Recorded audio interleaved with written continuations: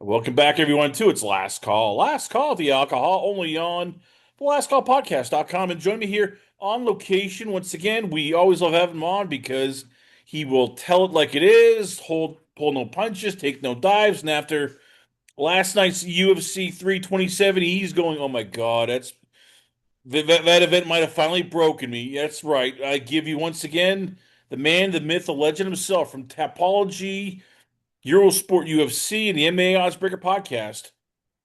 I give you it is Marcel Dorff. So Marcel, yeah, what am I gonna say about this main event? A literally one-legged man, not just knocked out Jiri Prochazka to win the whole thing. It, I'm not trying to explain here because if I wrote this, somebody would say, "Yeah, this is AI. This is AI. Gobbledygook." So for those who lived in a cave, what the hell happened, and how do you explain how this happened? Man, with the amount of AI we saw last night, I was actually hoping this was AI. You know what I mean?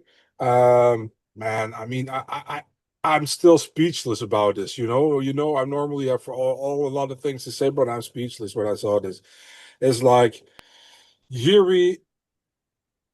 Man, how is it possible that you can lose this fight, dude? You are fighting a one leg fighter, guy who could barely move anymore, and then he goes close to him with his arms low, and you let him get punched, and Ulberg rightly knocked him out.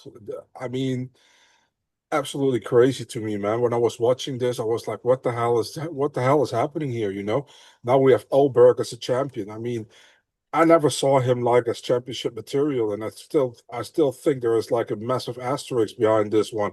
But at the same time, he wins the fight with only one leg, so it's crazy. I mean, this is such a typical Yuri thing to happen, I would say, nobody else would this would happen to nobody else but Yuri.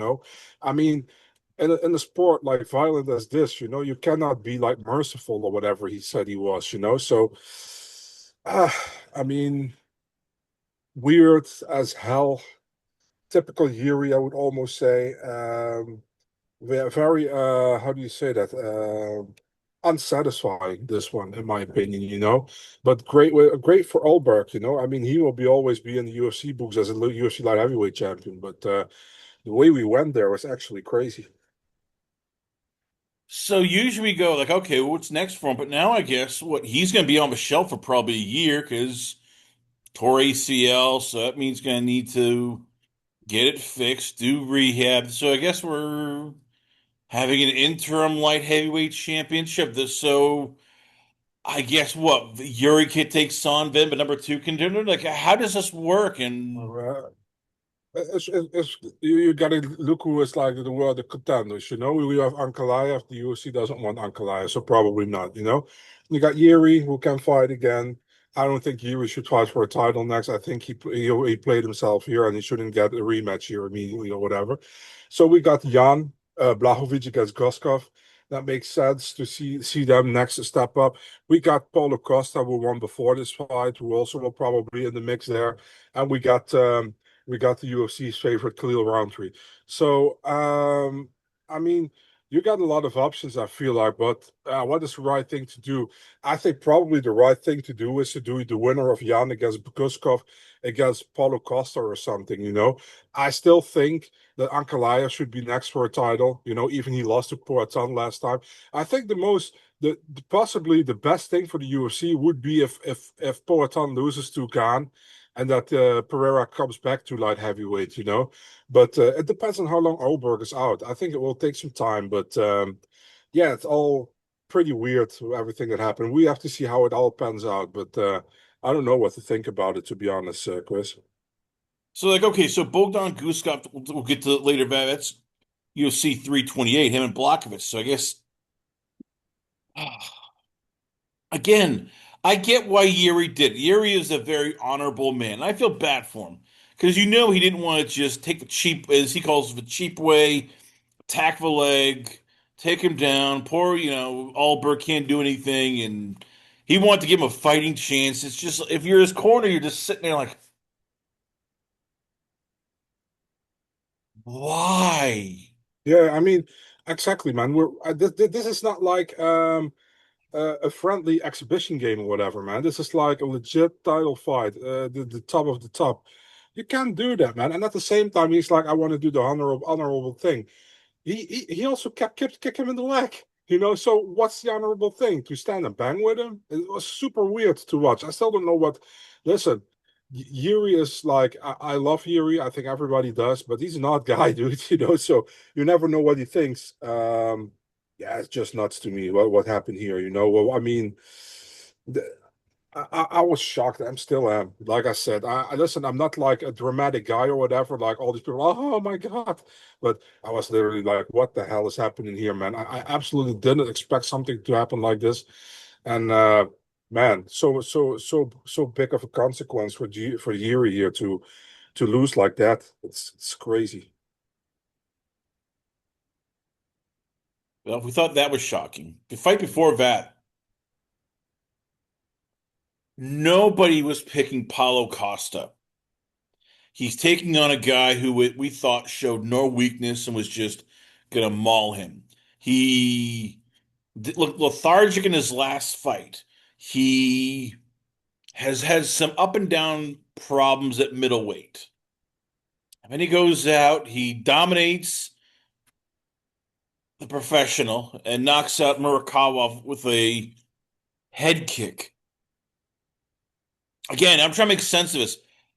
How did this happen also? I mean, we again, we were talking like, hey, this could be, Murzakanov could be, you know, sorry, Murzakanov could be maybe in there for next win against Yuri versus Ulberg winner.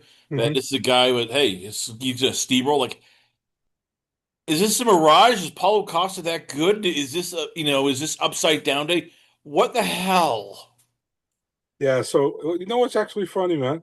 So in my podcast with Adam earlier last week, I picked Murzakanov and he picked Costa, and I was clowning him before for it, that he picked Costa. I was like, "You're an idiot," and he's like, "Yeah, I'm pretty sure Costa will get the finish even." I was like, "Dude, you're crazy." So after this fight, he DMs me. He's like, "Do you still think I'm an idiot?" I was like, "Yeah, I still think you're a retard, but not because of your pick." So he was laughing about it. I was like, yeah, I didn't see this coming. And the thing is, like with Costa, he's so inconsistent. And I haven't been impressed by him for such a long time that I didn't see this one coming. And I think first round he did pretty decent. He tacked Murzakanov pretty bad. Second round, I think Murzakanov kind of came back. I had a 1-1 going into the third. And then in the third round, yeah, I mean, Costa knocked him, TKO'd him with the head kick where Murzakanov went down. It's an amazing performance by Paulo, a performance he needed. And he's still talking about going back to 185. It would be absolutely stupid to do that. I think you look really good at 205. Doesn't have to cut weight so much. Um, I mean, just ride the wave you're on now. You fought the number 5 or number 6 contender in the division. You beat him, so you're probably into the top 8 now, maybe even higher. Uh, Ride that wave while you're doing well. Stay at 205 and try to fight somebody else. And I think the division is wide open now. So why would you go back to 185? And for Murzakanov, yeah, just not a great performance, man. I mean, he was a favorite going into this fight. I thought he would be able to do it, but he obviously wasn't. And he's not the youngest anymore either. So yeah, we'll see. I mean, I'm guessing the Ulberg fight now changed everything because all of a sudden Paulo Costa's like, hey, wait a minute here. I'm the only guy with a winning streak right now, well, outside of Dominic Reyes, who is at 205. Maybe I should be fighting for a title eliminator. I mean, he's got to float that out there, and you're like, yeah, he's not wrong. So technically, oh crap. Paulo Costa might be one of the top contenders at 205 now. Literally. Yeah, it's crazy. I mean, yeah, I mean, it's possible. It's definitely possible. You know how the UFC thinks. So, um, do I want to see Paulo for the title yet? I don't think so. I think he needs more, but you never know with the UFC. Dana sometimes has some really weird ideas, and I think Hunter Campbell has even more weirder ideas. So you never know. So what do we make of Murzakanov? I mean, because before that we thought, hey, this is a guy who's going to be like monster, mowing people down, hadn't even been knocked out, let alone lost. And now all of a sudden you're like, wait a minute, 37 years old, 5'11", 205. I mean, if Paulo Costa did that to you, what are other guys going to do to you? So, I mean, should we look at him a little more differently? Like, maybe he hit his ceiling. It's always difficult to say, man. I don't want to say that because of one bad performance, but I mean, this was not good. He was a massive favorite going into this fight. A lot of people thought that he was going to win, but he just didn't look good. And I think Paulo Costa looked really good. And I hope for Paulo Costa he finally is able to how do you say that, to continue this kind of streak he's on now. Now, two wins, one against Kopilov, one against Murzakanov. I hope he can continue now and to look like the Paulo Costa 2.0 or the better version of the first Paulo Costa we saw. Because this is the Paulo Costa we want to see, and this is the Paulo Costa we lost since the Adesanya fight, in my opinion.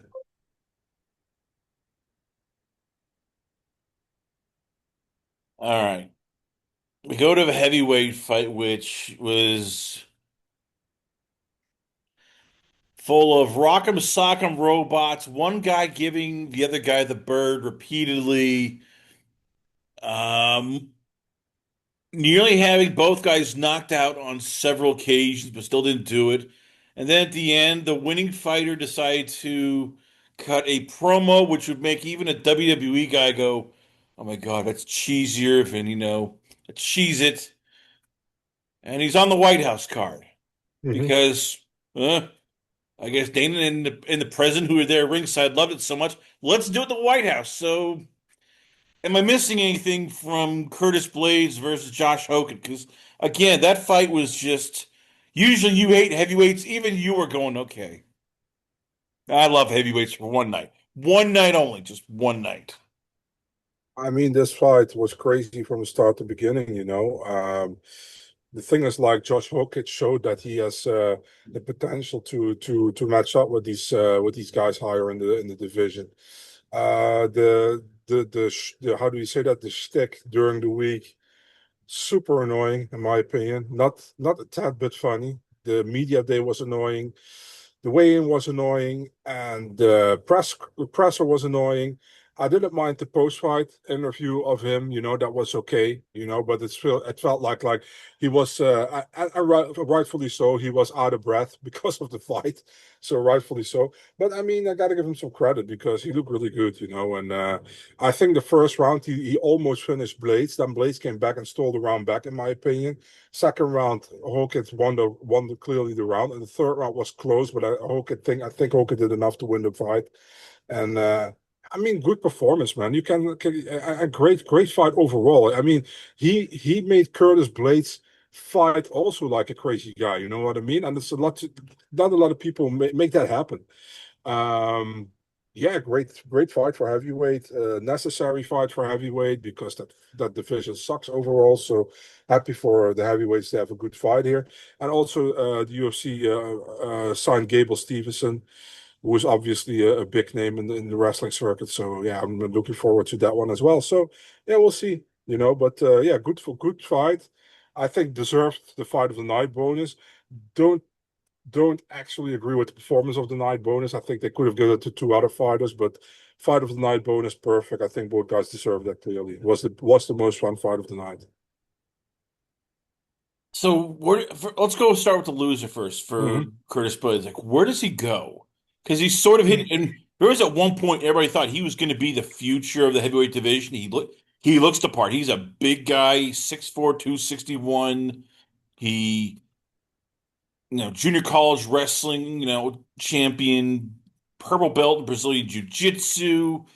He can knock people out. I mean, we've seen him, at times look and go, damn, he is everything you want, whether it's Chris Daukaus, Jairzinho Rosenstrike, knocking out Junior Dos Santos, Alistair Overeem, and then there's performances like Derek Lewis, Sergey Pavlovich, and you're like, oh, this is not good. Is this it for him in terms of like being considered a fringe top contender? Like, is this something you look and go, all right, well, he is what he is at this point. He's just a good heavyweight in a really bad heavyweight division. I mean, that's part of it, but at the same time, he's pretty all around, man. I mean, he has some good ground and pound with the wrestling. His striking has become better through the years, you know. Um, I mean, if we now say like Blaydes isn't that anymore, we kind of downgrade Hokit's performance, I would say, you know, and I don't want to do that, but I feel like Blaydes will still be really good in the heavyweight division. I still think he's top six, you know. He beats most of the guys under him, probably. But yeah, I mean, Hokit looked really good this night. At the same time, also kind of sloppy, but good enough to beat Blaydes, you know. And yeah, I mean, it is what it is. You know, we will see in the next fight with Blaydes when he fights Lewis, how he fights there. Because I mean, at the same time, I think Hokit will pass Lewis on the rankings on Tuesday. So it's kind of weird. They booked this one at the same time. Looking forward to it because, you know, listen. If the fight goes over 2 minutes, Hokit probably wins the fight. But if Lewis can clock him, there's a possibility he can knock him out. Because if you see how many times Blaydes was able to touch him, but I felt like Blaydes didn't have the power for some reason, you know. But yeah, we'll see. We'll see before we can say anything clear, you know. Could Josh Hokit become heavyweight champion of the world? I mean, before this, we were just like, yeah, all right, yeah, he's fun. He's gonna get this is a step up. We both picked Blaydes, and we're like, all right, yeah, this is the Dana White program is gonna end. All of a sudden, now you're like, wait a minute, he's crazy as hell. I mean, he should have lost that fight when you think of it, because he was nearly, just on Dream Street, and he still found a way to win that fight on sheer heart and guts at times. So again, could he be our UFC heavyweight champion by the end of 2026? I mean, it's a possibility, of course, you know. I mean, 2026, I don't know. 2027, it's more probably likely, you know, unless like a lot of title fights are going to happen. But I mean, it's possible, you know, if you can beat Curtis Blaydes in the 3 rounder and look pretty good. I mean, why not? There are not only a lot of people who can say they have beaten Curtis Blaydes. I mean, Pavlovich can, Aspinall can, and Ngannou can, and maybe I'm forgetting one or two, but there are not a lot of people who can say that. You know what I mean? So it's a great win. It's a great win for Josh Hokit, and we'll see what's next. We will see. Yeah, we know what next for him is Lewis, but we will see how he does in that fight, and we'll see from there on. You know. Well, if that fight was amazing, this fight sucked ass, swallowed, and just blew all over the carpet. I blame Stephen Thompson. I love the Wonder Boy, but he jinxed this fight as soon as it came out when he said, "Oh, this is going to be a great fight. Somebody's getting knocked down, aren't they?" As he tweeted out. And Mhm. instead, we got 3 rounds of just nothing. Absolute nothing. A lot of leg kicks, barely a lot of shots. I actually had Johnny Walker defeating, Dominic Reyes on my scorecard, and it still came out a split decision for Dominic Reyes, 2-1. So yeah, but I usually don't like saying this, but is this even worse than the MVP fight this year where we were like, oh my God, please let this end, please let this end, please let this end. Like this almost felt worse. I don't think it was worse, but it's not much better, you know. I mean, Johnny Walker did his best Michelle Waterson impression by trying to look like he landed a lot, but landed nothing. And I love Michelle Waterson, don't get me wrong, I but was it's gonna say just you're like besmirching Marcel Larson here. You're no, taking straight for nothing. no, I love Michelle Waterson. So no, I don't mean it, and don't mean it in a disrespectful way, although it kind of sounds disrespectful, I know. But I mean, who gives a fuck, dude? Who wants this fight? Let's be honest. You know, absolute horrible fight, not a fun one. Um, yeah, I don't mind. You know, who won this fight? They could give it a draw. You know, I think the only people who lost this fight is the people who are watching. Like when the crowd is chanting, "This is bullshit," and you Yeah. hear, Daniel Cormier and and John Anik trying to like, yeah, they're chanting something here, and it's like, yeah, what do you think? Like, even the crowd. And this is they started turning early, like for after the first round where they were pissed. And the Yeah. second round, I got even louder. Third round, I mean, I'm Yeah, I'm well, surprised Dana hasn't cut one of these two yet, or even both, because he's done that before, where he's gotten pissed with guys who don't pull the trigger. And this was kind of like the fight where two guys with knockout power, but with questionable chins, were afraid to get knocked out. That's how I felt about this fight, you know? Yeah, it didn't came good. It didn't that didn't work for this fight. I think it fucking sucked. Yeah, it's too bad.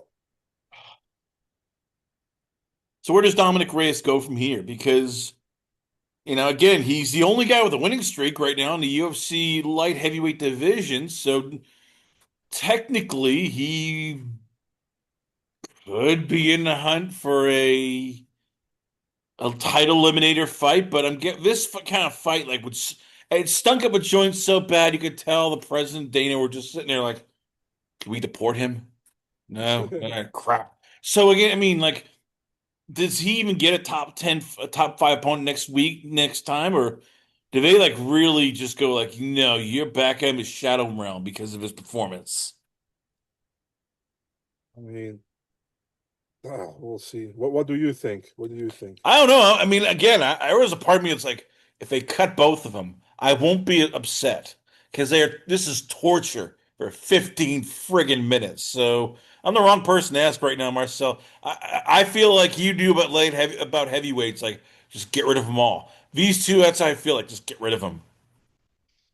Yeah, I mean, you cannot say anything if they do that, you know, if they cut them because it was like that bad. But at the same time, I never will say that somebody should be cut because I don't want to be a dick, you know what I mean? But I mean, if they do it, it would be also almost rightfully so, you know what I mean? So, just a horrible fight, man. I mean, it's just a horrible fight. Let's not keep talking about this one because Yeah, we let's get get to bored something both. positive. And Yeah. yes, just like UFC Seattle, where Michael Kisa basically wrote a storybook ending, Cub Swanson took care of business. First round knockout over Nate Landwehr, just straight right hand, did the job, and he's going out on. I give him credit. He's going out on top. He's going out on his terms. Mhm. So I feel weird saying this. Does he? Could he still go? I mean, when you look at this, could he still go in the tank? And he's on a two-fight win streak. So is it crazy to say that he could still be a top contender in this division, considering he still has crazy power? They probably could still go, you know, but I mean, I like this that he's like, this is my final fight.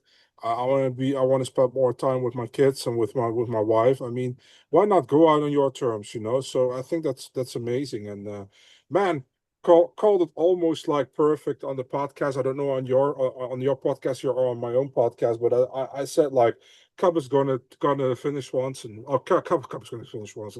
Cub is gonna finish Nate Landwehr. I was sure about that, you know, because he's quicker. Although he's older, he's quicker. He's more crisp with the striking. Nate is just like Nate has that retard style. You know what I mean? That crazy style. And Cup is more like how do you say that? He's just more like looking what he does. You know, he's more sharper in the way he fights. So listen, nothing against Nate Landwehr, but I was super happy for Swanson that he went out with a win. He looked great.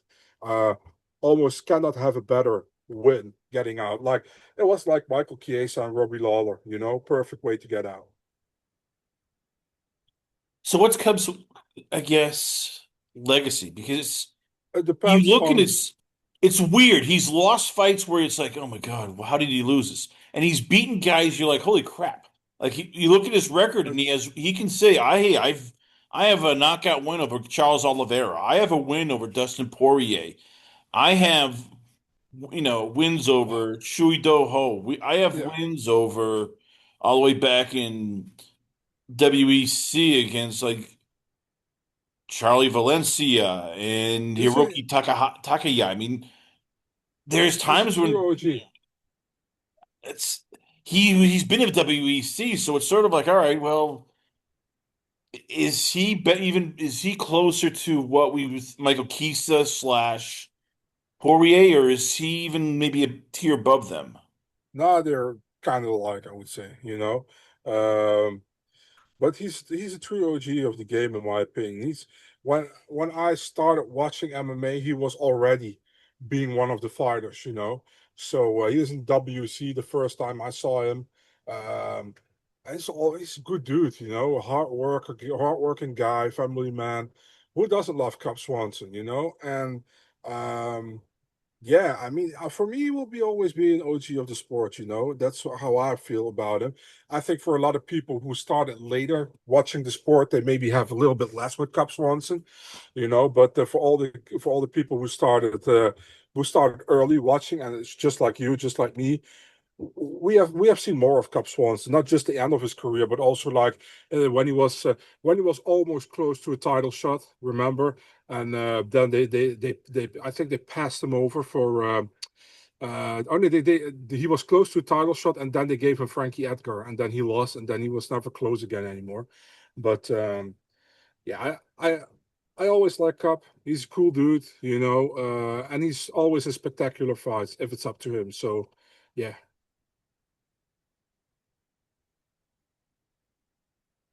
Well, it almost feels like this fight was the start of one era, the end of another. Aaron Pico defeated Patricio Pitbull by unanimous decision.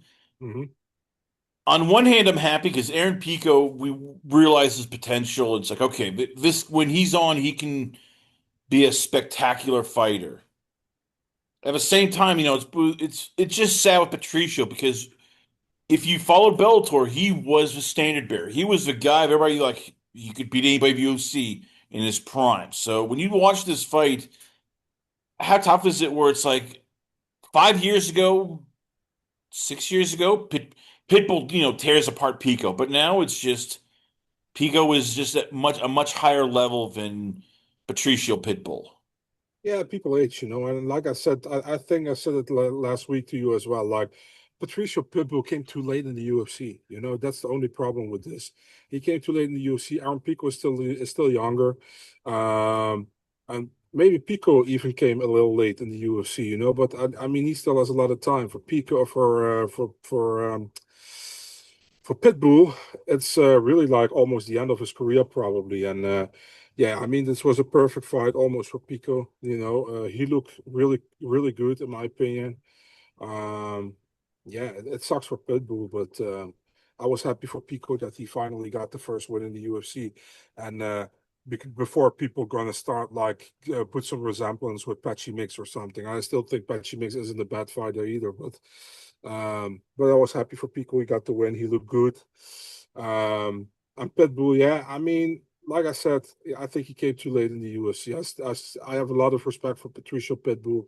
I think he's been underrated for many years, but it sucks he cannot prove the difference or the difference now to the people, because he came too late in the UFC, right? So yeah.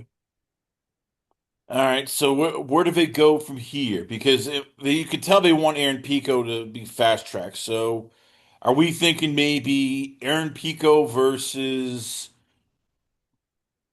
I was gonna say Yusef Zalal next, or if he gets by Aljamain Sterling, or do they put him in with maybe Jean Silva since Silva versus Pico should be a fun fight?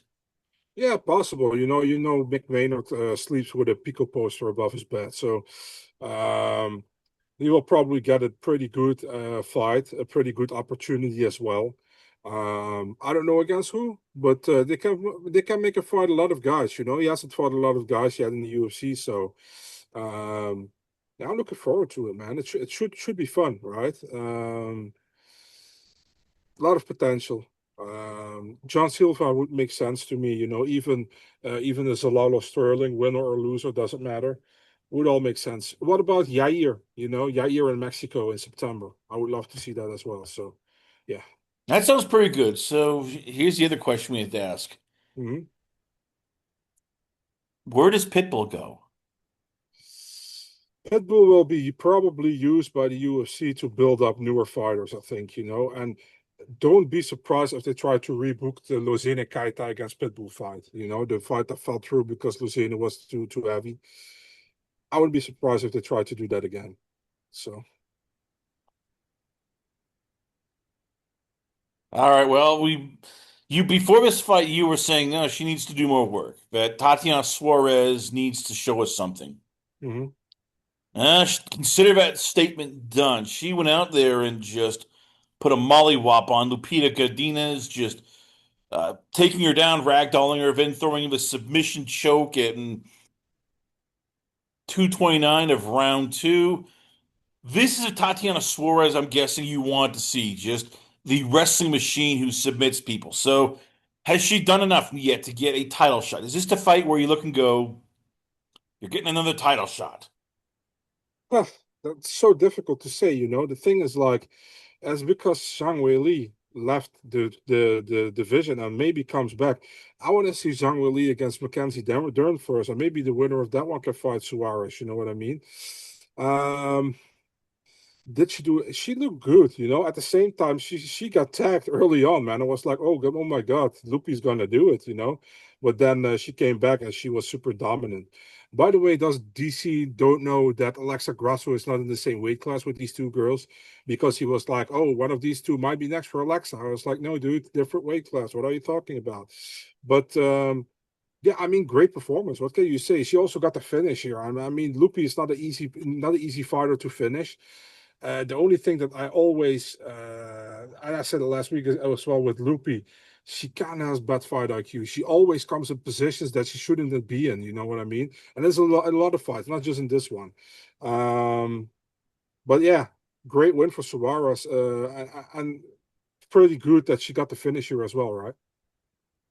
Yeah, I mean, this is the first time that Lupita's been Yeah, finished in any of her fights. I mean, exactly. so again, I get it. You know, they're waiting on Zhang Wei Li, but does this force them to go? All right, let's do Dern versus Tatiana Suarez until Zhang Wei Li can make up her mind. The thing is, like, I don't know what Zhang wants to do, and the UFC is going to talk to her in Macau probably about it. Is what Dana said. I think we should just wait for Zhang, in my opinion. I mean, what is Macau? May 30th? Yeah, I mean, unless the UFC wants to put a title fight together ASAP, we can wait a little, I think, you know. But if they want to put a title fight, I think, listen, people were going to say Jillian Robertson deserves it, but I don't think she deserves it over Tatiana Suarez. So I think if anybody not named Zhang Weili should get a title shot, it's Tatiana Suarez again. So I agree with that. So what do they? I guess here's the question: what do we do with what goes on with Lupita Godinez? I mean, because as you said, she's good enough to beat a lot of a division, but when she takes on the elite, it's sort of like, all right, what that you just she gets the brain fart. So is there anybody we can match her up with in this division that she hasn't fought yet, or are we doing now rematches with Lupita? I mean, we can look at if she didn't fight somebody yet, you know, and we can make that fight. Why not? I mean, I wouldn't have a problem with that. But I don't know against who they can make a fight. We'll see, but I have no problem with that. But I mean, she's definitely not close to a title shot or anything, you know, after this loss. So I mean, I was gonna say, do you almost throw her in there with maybe her versus Amanda Lemos? I mean, why not? I mean, both girls lost to Tatiana Suarez the last fight, so I actually like. I actually makes sense, you know. UFC, you know, the UFC likes those how do you say that? Those trios with this fighter fight this fighter and that fighter that, and then make the trio complete, you know. So yeah, why not? All right. The undercard featured some, I'd say, fantastic finishes. One of them, of course, was Mateus Gamrot defeating Esteban Ribovics. You called it here. You said that this was going to be Gamrot just wrestling him, submitting him. He did that. So again, this is just like Tatiana Suarez Godinez. Like so. what do we do with Gamrot? Because he's a guy who it's like, all right, when he's on with his grappling, damn, he can just ragdoll most people unless you are Charles Oliveira. But again, he's also that part where it's like he has trouble with guys who stuff it. So did this say more about Gamrot or did it say more about Ribovics? Both a little bit, I think Gamrot wins against a lot of guys where he can grapple against, and I think he struggles against maybe the better competition, but Gamrot is good, I always like Gamrot. The thing is, like, he lost to Charles Oliveira last time. That was his big chance to get into the top, but he didn't take that chance. He has a win over Arman Tsarukyan, which has aged great. I still don't think he actually won that fight, but he got the win. But at the same time, he got losses on his record against Guram Kutateladze and against Dan Hooker, where I thought that he won those fights.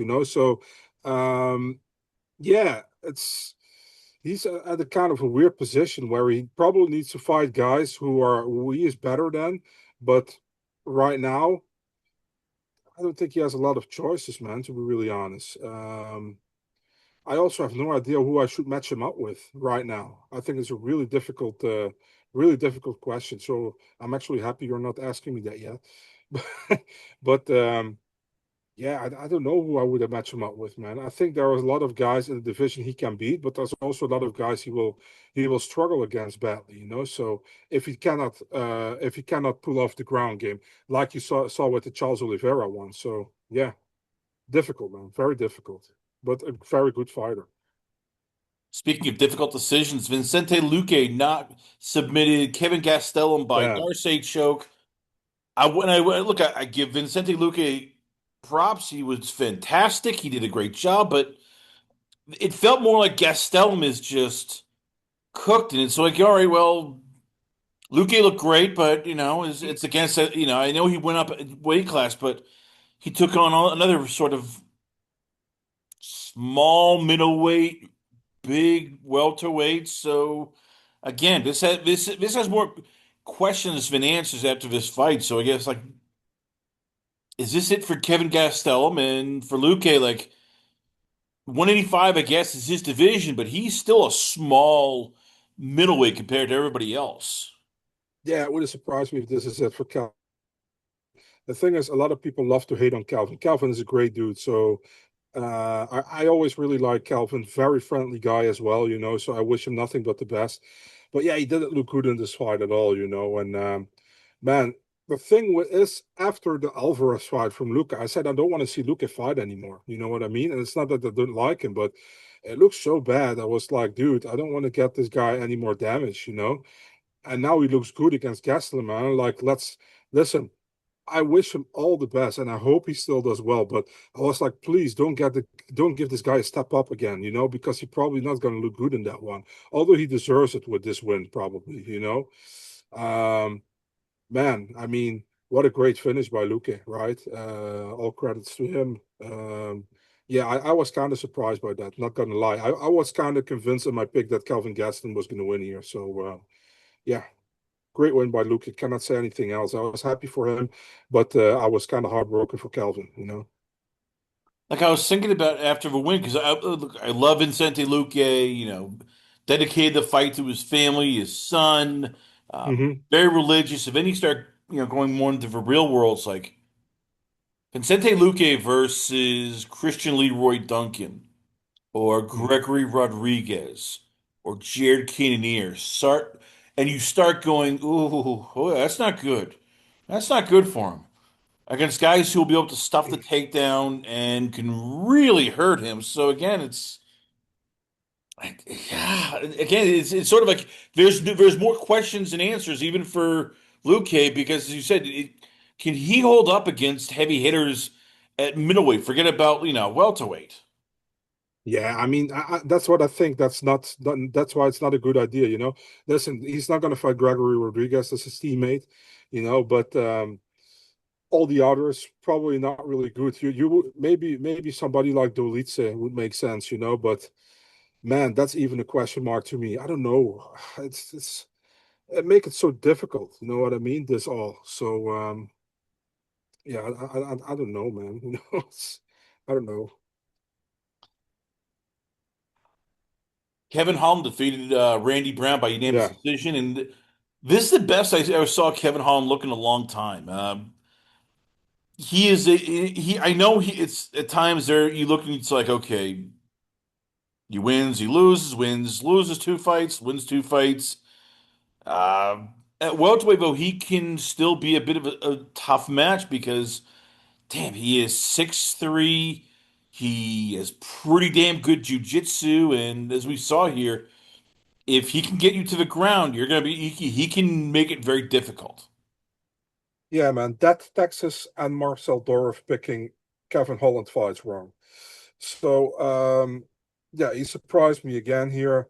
I mean, always when I think now he's gonna win, he's losing, and always when I think now he's done, he's not going to win here, he's winning. So I hate picking Kevin Holland fights. He looked pretty good. I think the fight was a lot closer, to be really honest, man. I didn't agree at all with the 30-27. I think I had it going even going into this to the third round. I think I got Kevin winning 2-1, but I definitely didn't have it 3-0. I thought that was weird, but that's my opinion. Um, but yeah, overall good win for Kevin Holland, man, and he needed it as well. I know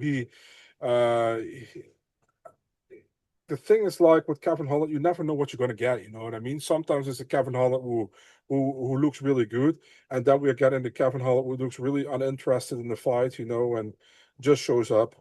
But he looked good last night, so yeah, good for him, and let's hope he can continue looking good. You know? In a fight which we first it started as a win, then went to a majority decision Yeah. win, then went to a draw afterwards, like, proving again like we learned nothing from the last UFC Seattle.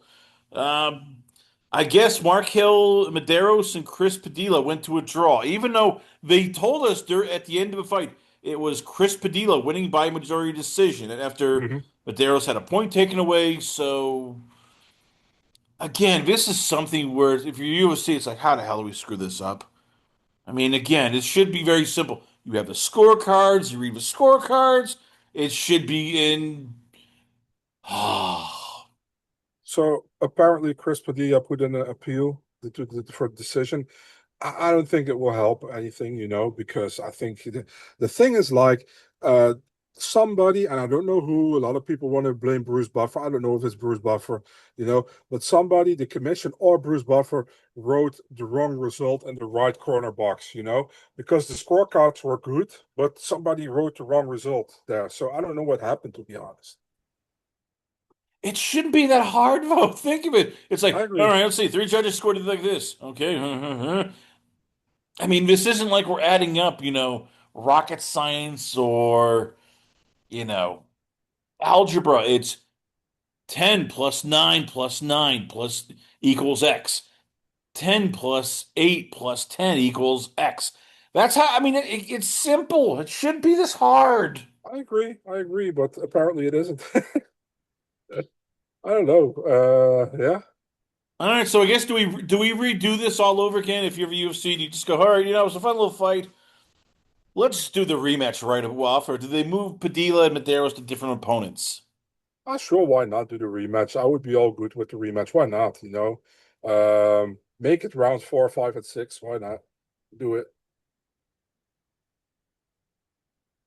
How good is Padilla? Because he's gotten sort of the Dana White privilege where they've given him a lot of strikers. Nobody really wants to take him down. No, a lot of wrestlers. So did we learn anything from this fight, or is it just when Uh, his Muay Thai is pretty damn good, but we still don't know how he does against a very good wrestler? I think he's decent. You know, I think he's decent, but it's I don't know. Indeed, like you said, I don't know how he does against a really good wrestler. I have no idea at all. You know, but he's definitely decent. Yeah, let's see how he does against a better fighter. But for now, he has looked good. You know, he did a lot better than I expect him to do in the UFC, to be honest. And yeah, that's great. You know, but yeah, overall, just a weird decision here in this one. A lot of people said robbery. I think you can score from Medeiros to fight. Or no, you can't. You only can score it for him a draw, I think, you know. I think he could have won 2 rounds, but he definitely didn't win 3 rounds. So you could score a draw for him, in my opinion. But yeah, overall, I saw like the consensus thought overall was like that Padilla won the fight, and I think that nobody would have been surprised if that happened. So yeah, it was just really weird that all this that thing that happened, and it happened like fucking like 30 or 45 minutes after the fight, which makes it even more weird. Last but not least, Charles Radtke defeated Francisco Prado by unanimous decision. The best thing about the fight, I guess, was Radtke's then cursing out the crowd and having Joe Rogan shout out his aunt. Yeah. Outside of that, again, I asked this before. Prado doesn't look like he belongs in the UFC, and Radtke is what he is. So, is there any takeouts other than, hey, Charles Radtke's aunt, you got to have Joe Rogan say some good things about you on TV. I mean, I thought it was funny, but listen, I'm not a snowflake, so I found a lot of things funny. I thought it was funny that he has first like, yeah, I have a lot of respect for my opponent, and I was like, no, fuck it, I don't have any respect. Fuck you. It's like, it was actually funny to me. The thing was like he got staggered in the first round, man, by punch for Prado. I was like, oh shit, is he gonna get stopped? But yeah, he overtook the fight pretty much. Then we saw that eye poke that happened. But yeah, good win for Radke. We'll see what's next for him. But good win for him, man, overall, you know.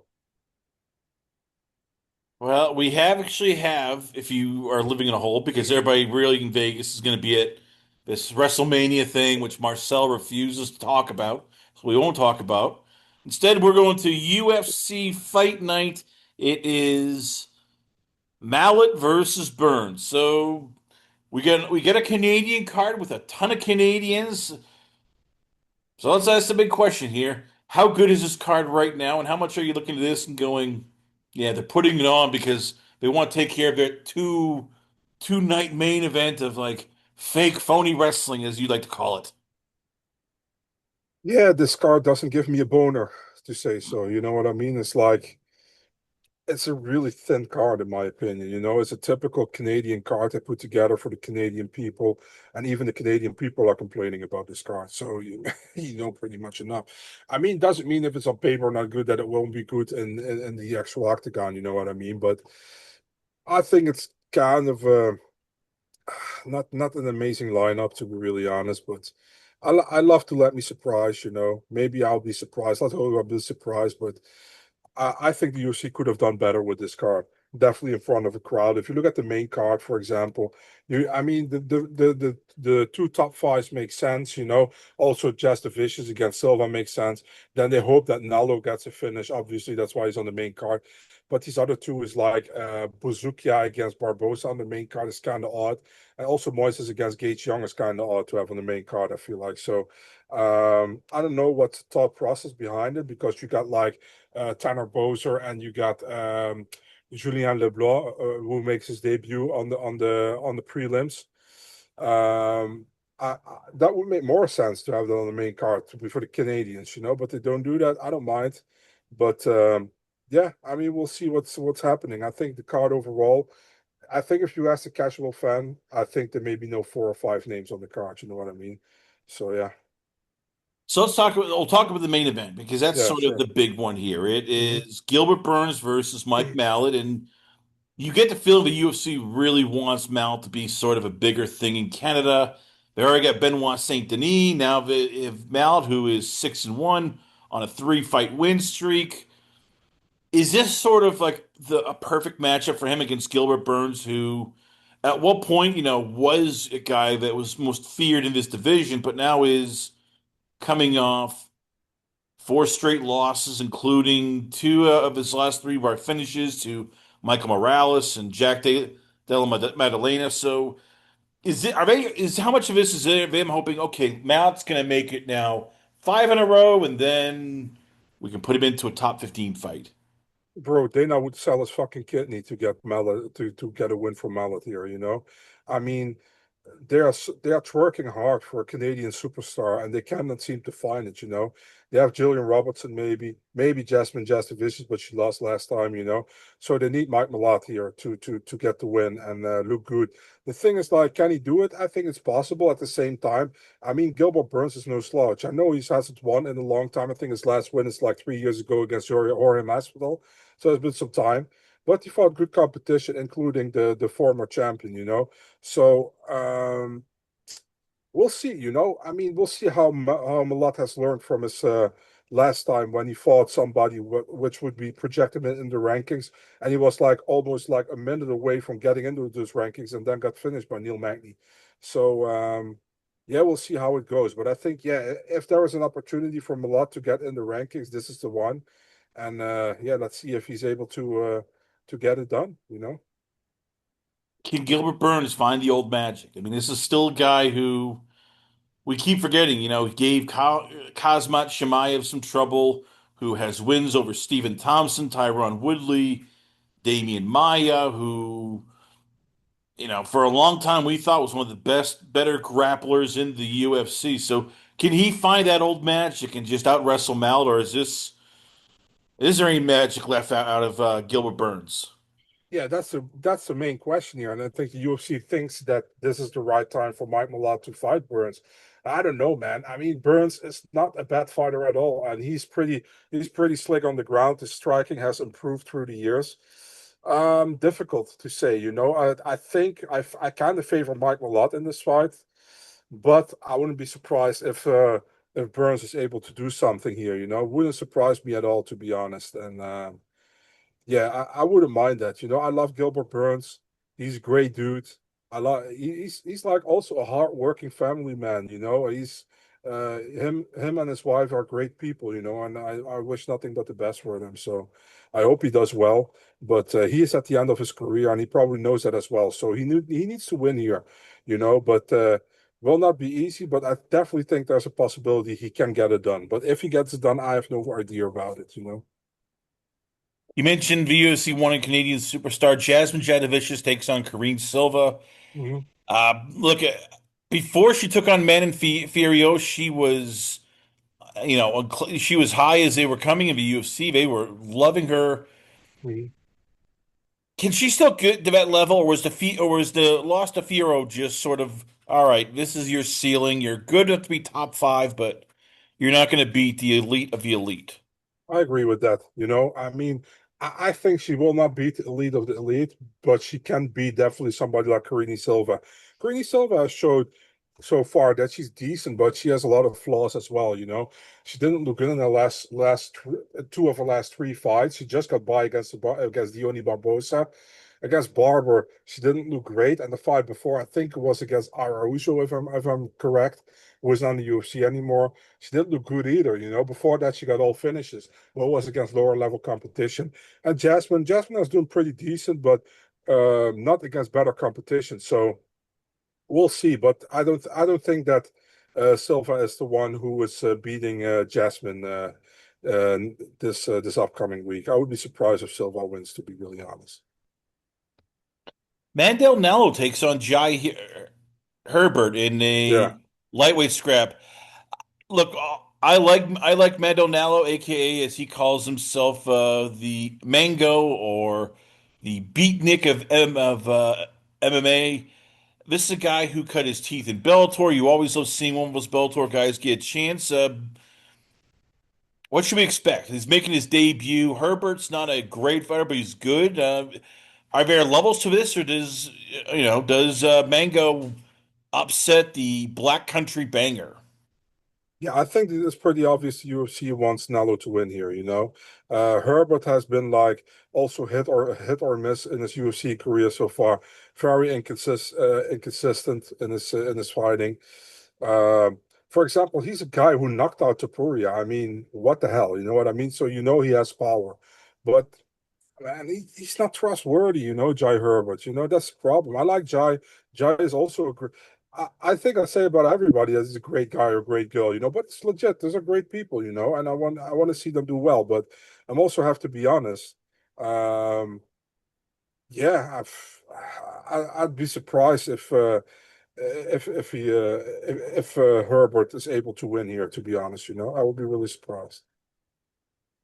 What is wrong with Herbert? Because as he said, he look and it's like when he's beaten guys like Kama Worthy, he's beaten Kyle Nelson, he rocked Ilya Taporia at one point, then he loses to Ilya Taporia. And I don't know shame in that, but then lose to Chris Padilla by split decision. You just is we mentioned before with Lupino Godinez, is it the fight IQ? Is it, talent levels? Like what is it about Herbert that you look and it's like he put together for more than like a fight or two? Yeah, I mean, sometimes it just doesn't click for a lot of fighters, man, and it happens. And for Herbert, for some reason, it doesn't click so much in the octagon, and it's pretty obvious that the UFC is using him here for Nalo to get a first win. But he can be like the how do you say that? He can be the how do you say that? I don't get the right word, but he can ruin the party here for the He could be UFC. he's a guy who can separate contender from pretender. Yeah, yeah. I think you said that pretty nice. Yeah. Charles Jourdain gets another crack at maybe getting some more momentum in the bantamweight division. So on a two fight win streak, he now takes on Kyler Phillips in a bantamweight scrap. And this is one of those guys, as you mentioned before, it's like he's good enough he can beat guys who are good. We look Mhm. at Ricardo Ramos, wins over Davy Grant, wins over Andre Ewell, and then he'll lose to Nathan Wood, Shane Burgos, Jean Silva, and Sean Woodson. Is this another guy the UFC's hoping like, all right, hey, let's hope we can maybe parlay this into a title eliminator, get you on a bigger Canadian card. Oh, absolutely. They hope that Jourdain wins here. Carlo Phillips hasn't looked good in his last two fights. And the thing is, like, I was pretty high on Carlo Phillips, but he hasn't looked good lately. And Jourdain, I was never that high on Jourdain, but I mean, he kind of won me over in his last couple of fights. His Davy Grant finish was amazing, knockout, but he pretty much knocked him out and then submitted him. You know, I was impressed by that. Davy is kind of old already, but he's super durable and super good. And to finish him like that, really impressive. Um, I think this is like the UFC want to see if Jourdain is able to get into the rankings, or fight for a ranking spot next. So, um, the thing is, if Kyler Phillips is on his A game, he might win this fight. But Kyler Phillips hasn't been on his A game for some time. So I think Jourdain is probably the best one you can pick here. But man, don't be surprised if somehow Kyler Phillips 2.0 stands up and puts a masterclass on Jourdain. I wouldn't be surprised. You mentioned before that Gage Young versus Thiago Moises just doesn't feel like it belongs in the main card, and yet here it is on this Canadian card, a Brazilian and American. So Yeah. why is it on this card, and how much are you looking at this going, okay, this feels like they want, Thiago Moses to get like a win after losing to Jared Gordon. I have no idea, to be really honest, man. Why this is it seems also like a weird placement, but I don't mind. Listen, Thiago Moises should be able to win this fight. He has much more experience. He's been much more longer in the UFC. His ground game is pretty good. His striking is decent. Gage Young is still very young in the game in the UFC. Did look pretty decent against Bayashata, I think, in China last time. Before that, got this short notice debut against Evan Elder, and he looked pretty decent in that fight as well. He lost that fight. But Moises, with his experience, should be able to get the win here. But hey, man, you never know. It's just there are a lot of odd fights on this card, and this is one of those odd fights, I think. We get the debut, the UFC official debut of Marcelo Barbosa as he takes on UFC 1-3 fighter Dennis Bazooka, aka Dennis the Great. This feels like again, feels like the UFC really wants to make Barbosa somebody that comes out of the gate swinging, looks great. Is this the Dana White privilege fight where we're like, okay, this is a layup, this is a cupcake? They're giving, Mauricio somebody that he's going to look very good against in his debut, and they can go, woo! I think that's just a plan what the UFC wants. Obviously they're not very happy with Dennis Buzukia, who got suspended by getting in a fight with a fan, I think. Um, so they're probably not pretty happy with him. So they give him somebody they think he has a difficulty with, but Dennis can surprise you. They never know. He's not a bad fighter at all. I think he's pretty decent. But yeah, I favor Barbosa in this one. Barbosa looked pretty good so far, what I've seen. And it's his debut, I know, but he looked what I've seen so far, he looked pretty good. Um, yeah, let's see what happens. It's obviously the UFC wants Barbosa to win here, but if it's going to happen, I'm not sure. Rest of the prelim card, it is Robert Valentin versus Julian LeBlanc at a middleweight scrap. We got Tanner Bosa versus Gokhan Sarikam, which should be just all standing, no wrestling. Melissa Croden gets a chance against a Iron Lady herself, Daria Zanakova, in a women's bantamweight scrap, which we are once again, the UFC is basically sort of desperate. So hey, we're throwing almost anybody on this card. I do apologize. JJ Aldrich takes on Jamie Lynn Horth in a women's flyweight bout. Mitch Raposo takes on Al Nascimento in a men's flyweight bout. John Castaneda versus Mark Volkden at men's bantamweight. And finally, Jamie Siraj versus John Yanis at a men's featherweight fight. So let me ask you this: of all these prelims, is there anybody on the prelim we mentioned that stands out? Like, oh, we got to keep an eye on them, or is this, as you said, we're just going to throw a bunch of stuff at the Canadians, and yeah, you're going to like it, and we don't care. I don't know if it's important to you, but Siraj against Yanis is 135 bantamweight. It's not featherweight. But yeah, I mean, if you look at the fights overall, LeBlanc against Valentin, I think LeBlanc will probably be the favorite going into the fight, but don't count out Robert Valentin, because he had some bad performances so far in the UFC. I think he's pretty decent, and this is a fight that he can win. Both of Sarikam is a pretty odd, unexpected fight, in my opinion, like the Canadian against the Belgian guy. Interesting for sure. Croden should be able to win against Zeleshnikova, I think. But definitely an interesting fight. What else do we have? We have JJ Aldrich against Jamie Lynn Horth. That's a fun fight. I think if it comes to can Horth finally get into those rankings because Aldrich is number 15, I think. Will be tough, but Horth will definitely be the bigger fighter here, so there's a possibility. Raposo Nascimento, I hate to say it, but I think Nascimento is a level above probably. And I like Mitch Raposo a lot. He's a great dude, but Nascimento is like Nascimento's really good. He's one of these guys who maybe should be ranked, but he has always difficulties with his weight, so we'll see. And Castaneda against Volokdin. Yeah, Castaneda's always been super game. And Volokdin had that crazy fight against Adrian Luna Martinetti in the Dana White Contender Series last year. Lost, but got signed. Good fight, this one as well. And Jamie Siraj, short notice against John Yanis. I'm interested because Jamie normally fights at 145, hasn't made 135 for years. That's why I said it to you. That's 135. But yeah, I'm really, really looking forward to that one because I want to see how good Siraj is because James Lynch is always hyping him up like he's one of the best Canadian guys who hasn't been in the UFC, and now he is. So I want to see how good he is.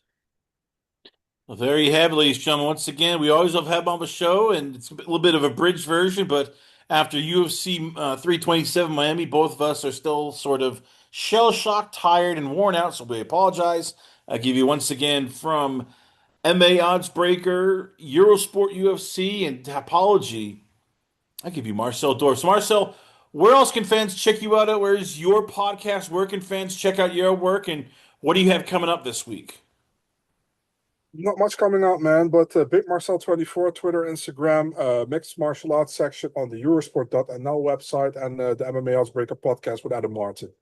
Uh, Recaps and previews of UFC fights. And thanks for having me, Chris. Thanks for having me. I'm kind of tired, so that's why I'm like, maybe don't sound that great right now, but I'm kind of tired. But thanks for having me. It was fun talking to you again, and till next week, man. Till next week. Once again, Marcel Dorff, ladies and gentlemen, always on and a pleasure having you on the show. We come back. A lot more going on here, only on it's Last Call. Last Call to the alcohol, only on the Last Call podcast.com.